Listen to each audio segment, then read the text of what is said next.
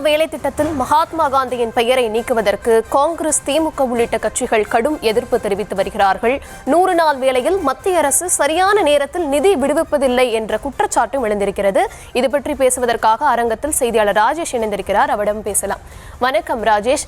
எதற்காக இதை எதிர்க்கட்சிகள் எதிர்க்கிறாங்க? பழைய 100 நாள் வேலை சட்டத்திற்கும் புதிய 100 நாள் வேலை சட்டத்திற்கும் என்ன வித்தியாசம் இருக்கிறது? அது தொடர்பாக சொல்லுங்க. தர்ஷினி வணக்கம். 100 நாள் வேலைவாய்ப்பு திட்டம் என்பது இந்தியாவில் ஒரு மிகப்பெரிய திட்டமாக பார்க்கப்படுகிறது. குறிப்பாக கிராமப்புற ஏழை மக்களுக்கான ஒரு மிக சிறந்த மேம்பாட்டு திட்டமாக அது பார்க்கப்படுகிறது. இந்த நிலையில்தான் சமீபத்தில் மத்திய அரசு இந்த திட்டத்தினுடைய பெயரையும் மாற்றி அதில் இருக்கக்கூடிய சில அம்சங்களையும் மாற்றி இருக்கிறது. அதற்கு தான் காங்கிரஸ், திமுக உள்ளிட்ட எதிர்க்கட்சிகள் கடுமையான எதிர்ப்பை பதிவு செய்து வருகின்றன. இதில் ஏற்கனவே இருந்த அந்த பெயர் என்பது மகாத்மா காந்தி ஊரக வேலைவாய்ப்பு உறுதி திட்டம் என்பது இந்த திட்டத்தினுடைய பெயராக இருந்தது. இந்த திட்டம் தொடங்கப்பட்டது 2005ஆம் ஆண்டு. இந்த திட்டம் தொடங்கப்பட்டு தற்போது 20 ஆண்டுகள் நிறைவடைந்திருக்கக்கூடிய நிலையில், அதாவது 2005இல் இந்த திட்டம் தொடங்கப்பட்ட போது அப்போதைய காலகட்டம், அப்போதைய பொருளாதாரம், அப்போது இருந்த சூழ்நிலைகள் என்பது வேறு. ஆனால் 20 ஆண்டுகளில் தற்போது பல்வேறு மாற்றங்கள் ஏற்பட்டிருக்கிறது.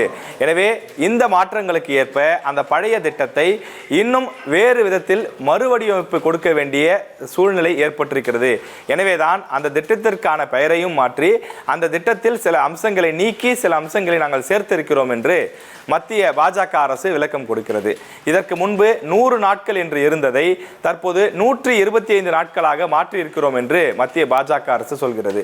அது மட்டும் இல்லாமல் இந்த திட்டத்திற்கான பெயர் மாற்றப்பட்டிருப்பது எதிர்க்கட்சிகள் மத்தியிலே ஒரு பெரும் கொந்தளிப்பை ஏற்படுத்தியிருக்கிறது.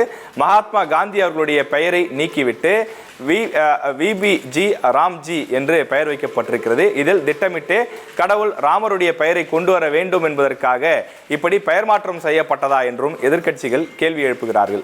அது மட்டும் இல்லாமல் இதற்கு முன்பு மத்திய அரசு இதற்கான பெரும் பங்களிப்பை கொடுத்து வந்த நிலையில இனி மாநில அரசுகள் 60:40, அதாவது 60% இதற்கான ஊதியத்தை மத்திய அரசு கொடுப்பார்கள், 40% இந்த திட்டத்திற்கான செலவுகளை மாநில அரசுகளே ஏற்க வேண்டும் என்றும் தெரிவிக்கப்பட்டிருக்கிறது.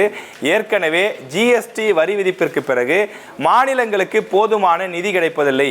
பல மாநிலங்கள் திவாலாகக்கூடிய நிலையில் இருக்கின்றன. இப்படிப்பட்ட சூழ்நிலையில் மத்திய அரசு திடீரென்று இந்த திட்டத்திற்கான ஊதியத்தை மாநில அரசுகள் 40% கொடுக்க வேண்டும் என்றால் மாநில அரசுகளிடம் அவ்வளவு பொருளாதாரம் எங்கே இருக்கிறது? அதே போல தமிழ்நாட்டை பொறுத்தவரையிலே தமிழ்நாட்டிற்கு வேறு சிக்கல் இருக்கிறது. அதாவது தமிழ்நாடு வளர்ந்த மாநிலமாக இருக்கின்றது. தமிழ்நாட்டில் பொருளாதார வளர்ச்சி மற்ற மாநிலங்களோடு ஒப்பிடும்போது, உத்தரப்பிரதேசம், பீகார், ராஜஸ்தான் போன்ற மாநிலங்களோடு ஒப்பிடும்போது தமிழ்நாட்டின் பொருளாதாரம் உயர்ந்திருக்கின்றது. அதன் காரணமாக தமிழ்நாட்டில் இனி 100 நாட்கள் வேலை கிடைக்காது. ஏற்கனவே 100 நாட்கள் வேலை வாய்ப்பு என்று சொல்லும் போதே வருடத்தில் 20 நாட்கள் 30 நாட்கள் தான் வேலை வாய்ப்பு கிடைத்துக் கொண்டிருக்கிறது. இனி வளர்ச்சி அடைந்த மாநிலங்களுக்கு வேலைவாய்ப்புகள் குறைக்கப்படக்கூடிய அம்சங்கள் இந்த புதிய சட்டத்தில் கொண்டு வரப்பட்டிருக்கக்கூடிய காரணத்தினாலே தமிழ்நாட்டிற்கு இனி அந்த வேலையும் இருக்குமா? 100 நாள் வேலைவாய்ப்பு திட்டம் என்பதே தமிழ்நாட்டு மக்களுக்கு இனி காணல் நீராகிவிடும் என்று திமுக இதனை மிக கடுமையாக எதிர்க்கின்றது.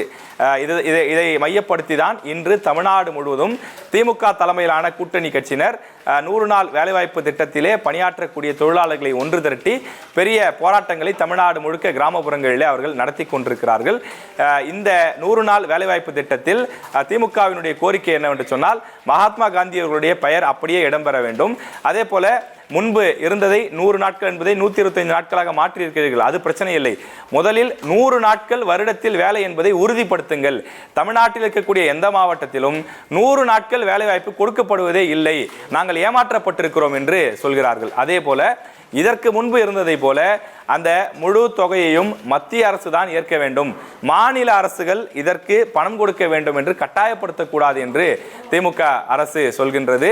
ஆனால் மத்திய அரசு என்ன சொல்கிறது சொன்னால், இதில் 125 நாட்கள் மட்டுமல்ல, பழங்குடியின மக்கள் அதிகம் வசிக்கக்கூடிய பகுதிகளில், வனம் உள்ளிட்ட பகுதிகளில் 150 நாட்களாக கூட நாங்கள் கொடுப்பதற்கான அந்த வழிவகைகளை இந்த சட்டத்தின் மூலமாக கொண்டு வந்திருக்கிறோம் என்று சொல்கிறார்கள்.